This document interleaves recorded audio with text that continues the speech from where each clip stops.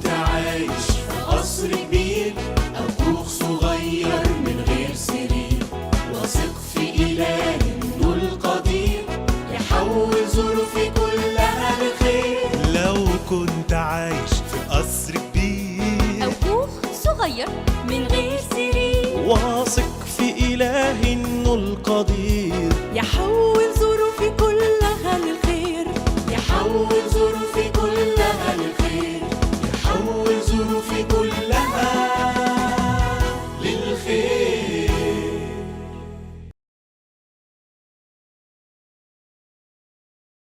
دلوقتي يا ولاد هشرح لكم اخر تجربه علينا، وهي تجربه سهله جدا جدا جدا، اسمها المجال المغناطيسي.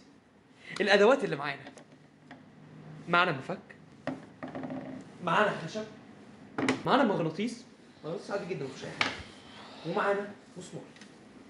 لو جينا قربنا الخشب على المسمار هنلاقي محصلش اي حاجه، المسمار ما انجذبش للخشب.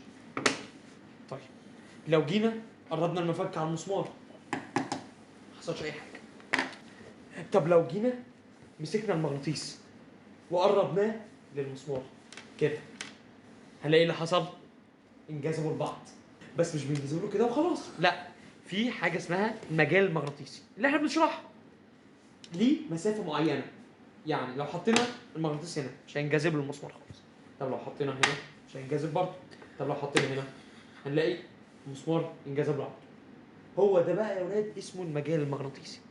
طب يعني ايه المجال المغناطيسي؟ المجال المغناطيسي ببساطه شديده يعني المسافه اللي بين المسمار وبين المغناطيس اللي يقدر من خلالها المسمار انه ينجذب للمغناطيس. دي كده اول حاجه. تاني حاجه بقى عندنا حاجه ايه يا استاذ نافع؟ انت مش قلت دي اخر تجربه؟ بقالنا ساعتين عمالين نعمل في تجارب. ايوه وانا تعبت انا كمان. يا ابني انت وهو اخر حاجه دي جمله بس، يعني انتوا لو كنتوا سبتونا اقولها كان زماننا خلصنا. المهم تاني حاجه ان احنا لو حطينا المغناطيس على المفك كده هنلاقي حصل حاجه اسمها مجال للمفك. طب لو قربنا المفك ده من المسمار ايه اللي هيحصل؟ هنلاقي ايه اللي حصل؟ هنلاقي المسمار انجذب للمفك. ليه؟ لانه اكتسب خصائص المغناطيس، بس الخصائص دي خلي بالكم خصائص مؤقته. يعني المجال بتاع المفك ده مجال مش دائم، انما مجال المغناطيس مجال دائم. طب لو جربنا كده وشلنا المغناطيس من على المفك يا المسمار وقع. وانا كمان وقعت زي المسمار بالظبط. وانا كمان. على العموم انا خلصت لكم كده كل التجارب بتاعت السنه دي اللي موجوده في الكتاب. يعني اول ما تشوفوها مش هنحتاج ان احنا نشرحها تاني، واول ما تشوفوها تاني هتفتكروها على طول. فعلا؟ ايوه يا سيدي. انا قصدي فعلا يعني بكره مفيش تجارب تاني، احنا خلصنا خالص كده. ايوه صدقني خلاص خلصنا كل التجارب، واول ما تشوفها مش هتقلق منها خالص. حلو، بس كده بقى يا امير احنا بكره نخرج نتفسح. وانا شايف كده برضو، انا اديني كتير ما خرجتش من القصر. بس ايه الكلام اللي انتوا بتقولوه ده؟ لا طبعا ما ينفعش انتوا تقولوه ده، لازم كل واحد فيكم انتوا الاثنين ينزل مع باباه ويشوف هو عايز منه ايه. يلا على العموم هستأذن انا، عشان انا زيارات بكره ديت محتاجه مني شويه تجهيزات وترتيبات كتير قوي مني. وما تسهروش عشان انتوا بكره وراكم زيارات كتيره قوي مع باباكم. حاضر يا استاذ نافع.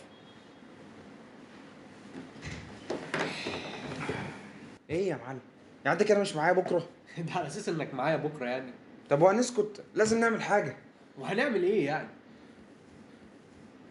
لقيتها. انت تقول لهم ان رجلك اتكسرت وانك مش هتعرف تروح معاهم بكره. يا سلام، ده على اساس ان هي اتكسرت في الحلم. كنت راكب حصان ووقعت من عليه، صحيت لقيتها مكسوره.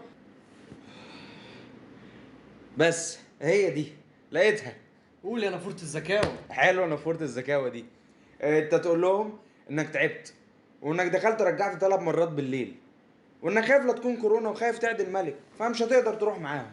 حلوه دي، وبكده ابقى خايف على الملك واللي معاه، ومحدش هيخش عليا الاوضه وهيبقوا خايفين مني. مش بقول لك نافوره الزكاوه؟ طب وانت هتعمل ايه؟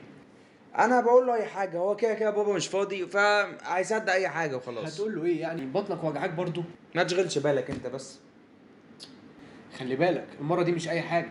هتقعد تقول لهم افكار من افكارك دي وبطنك وجعاك ورجليك مكسوره، اليوم بكره هيبوظ.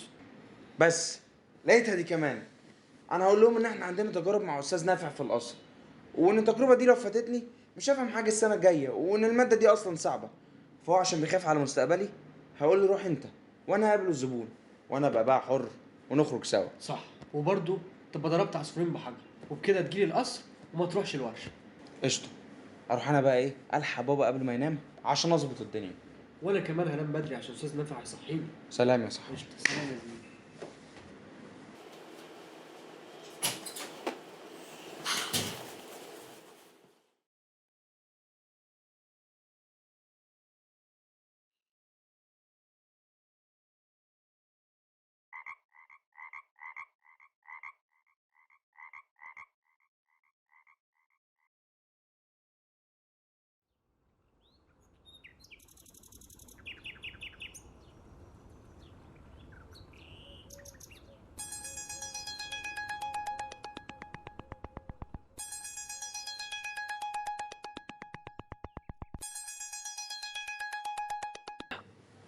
كويس ان عم نافع لسه ما جاش عشان الحق استعد.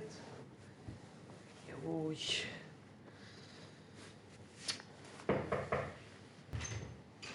صباح الخير على احلى امير. ايه ده؟ انت صاحي بدري النهارده. لا شكلك متحمس لزياره المنطقه الصناعيه. لا ابدا يا عم نافع، ده انا ما نمتش طول الليل. ليه كده بس؟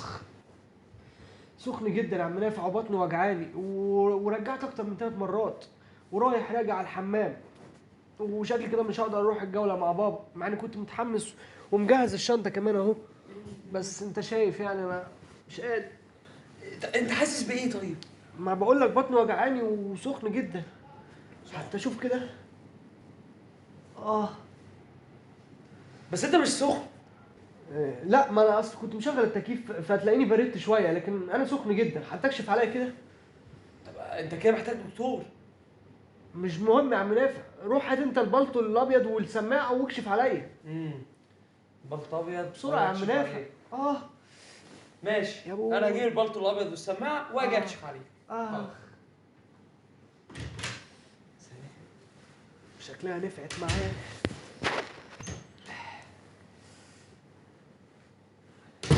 افتح بقك يا دكتور نافع ده مفك. ما انا عارف انه فك. افتح بقك بس، افتح اي حاجه افتح بيها بس. افتح بقك قول ايوه كده. استنى مش شايف حاجه. استنى انا بالموبايل. طب جرب السماعه كده يا عم نافع. طب استنى جرب السماعه. يا مسهل يا رب، يا مسهل يا رب. قول افتح بقك كده، عايز اسمع النبض. افتح بقك.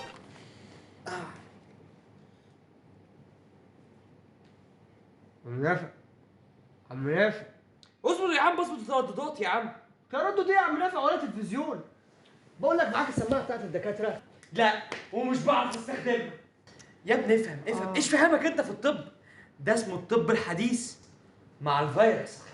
ايوه انا عندي كورونا واقول لهم لا مش هقدر اجي معاكم لحسن قعد الملك نادر والمساعدين بتوعه. يا كورونا بهدلت ناس كتير يا كورونا. كورونا مره واحده كده. لا الف سلامه عليك يا حبيبي. الف سلامه يا دكتور نافع. الف سلامه يا حبيبي.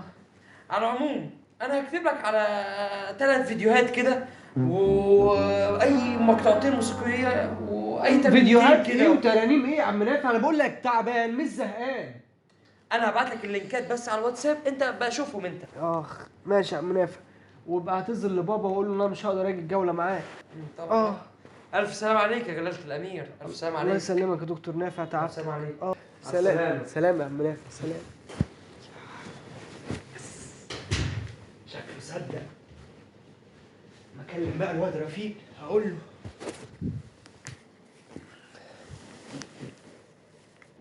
الو. ايوه. ايه يا ابني عملت ايه؟ مين معايا؟ مين معاك ايه يا ابني؟ انا ما قلتش هقفل السكه. يا عم انا امير، انت شكلك نايم على الاخر. امير؟ ايه اللي مصحيك بدري كده؟ يا ابني احنا مش متفقين نقضي اليوم مع بعض النهارده الصبح؟ بس مش 7 الصبح يعني. يا عم 7 ايه؟ دي الساعه 9 والقصر فاضي والخطه ماشيه تمام. ايه الوضع عندك؟ في الامان. بابا نزل من بدري وقال لي خلي بالي من دروسي واذاكر كويس عشان اطلع مهندس وامسك الورشه معاه. ومسكتها. هي ايه؟ الورشه. انت شكلك فايق ورايق على الصبح. فايق ورايق وجاهز ومستنيك عشان نبتدي اليوم بتاعنا واللي اتفقنا عليه. ماشي، هفوق كده واجيلك على طول. ماشي يلا مستنيك. ماشي، باي باي. باي. كده يا عم رفيق بقى نبقى احنا متعادلين. نشوف نلعب بابجي، جيم بابجي كده يبقى الفيصل بينا. يلا بينا. يلا يا زميلي. ده انا اللي هفيصل بينكم انتوا الاثنين. ايه ده؟ استاذ نافع؟ عم نافع ايه اللي جابك بدري كده؟ بدري؟ انت عارفين الساعه كام انت وهو؟ طبعا اكيد انتوا ما اكلتوش اي حاجه من الصبح. ايوه ما كلناش. انا هروح الحق الغدا يا امين. خد هنا اقعد مكانك. ده انا هتغدى بيكم النهارده. على الاقل بدل ما انتوا واخدين يوم كله عمالين تلعبوا، كل واحد فيكم كان ينزل يشوف باباه عاوز ايه. اصل انا كنت تعبان يا عم نافع وحتى انت بعت لي الفيديوهات وبعد ما شفتها برضه مصمم انك تكمل في الكذب. على فكره انت لا كنت تعبان ولا كنت حاجه اصلا، ولا قمت بالليل ولا رجعت. انا امبارح الليل كله كنت سهران في القصر بجهز للجوله بتاعت الملك اللي في المدينه الصناعيه، ولا شفتك قمت ولا رحت الحمام ولا اي حاجه. وعلى فكره اللي بيبقى تعبان بنبعده عن التكييف عشان ما يتعبش اكتر. عندك حق يا عم نافع، بس انت لما كنت عارف ليه ما قلتليش من الصبح؟ كنت عايز اعرف انت ناوي على ايه، وقلت يمكن تفكر في اللي انت عملته وتقول الحقيقه. ما انا قلت لك يا عم نافع انا ما كنتش عايز اروح من الاول. مفيش حاجه اسمها مش عايز اروح من الاول. انت في يوم من الايام هتملك على المملكه وهتبقى مكان الملك نادر، وفي دروس انت لازم تتعلمها لما تتحط في الموقف ده. مش هتتعلمها في المدرسه ولا الكتب ولا حد كمان هيجي يعلمها لك. وانت يا استاذ رفيق بقى بتكذب على باباك وتقول له ان الاستاذ نافع هيدينا تجربه مهمه جدا في القصر، فلازم النهارده تقضي اليوم كله عنده. يا خبر، وانت عرفت ازاي يا استاذ نافع؟ هو انت بتتجسس عليا ولا ايه؟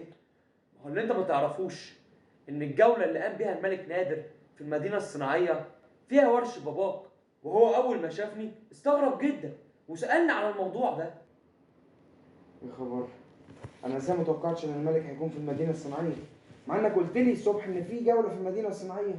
اما انا حته غبي. هو ده اللي فارق معاك؟ مش فارق معاك انك كدبت على باباك وتهربت من المسؤوليه؟ مش قصدي يا استاذ نافع، انا بس مش عارف اوريله وشي ازاي بعد اللي عملته ده. هتروح وتعترف بكل حاجه وتقول له الحقيقه وتقبل بالعقاب ايا كان هو ايه نتيجه لكذبتك دي. حاضر يا استاذ نافع. وطبعا لو كنت موجود في المدينه الصناعيه كان الملك هيسلم عليك وكان هيبقى مبسوط جدا انه يشوف صاحب ابنه على قد المسؤوليه. عندك حق يا استاذ نافع، انا مش هعمل كده تاني. ماشي يلا، انا هوصلك لباباك كده كده في طريقي، وهتاكد كمان ان انت هتقول له الحقيقه ومش هتكذب عليه تاني.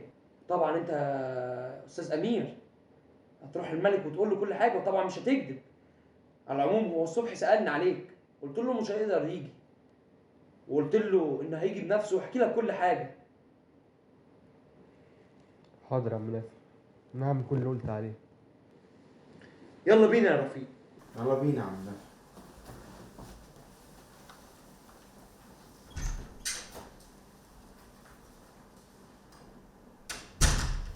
لو كنت عايش في قصر كبير أو كوخ صغير من غير سرير، واثق في إله إنه القدير يحول ظروفي كلها لخير. لو كنت عايش في قصر كبير أو كوخ صغير من غير سرير، واثق في إله إنه القدير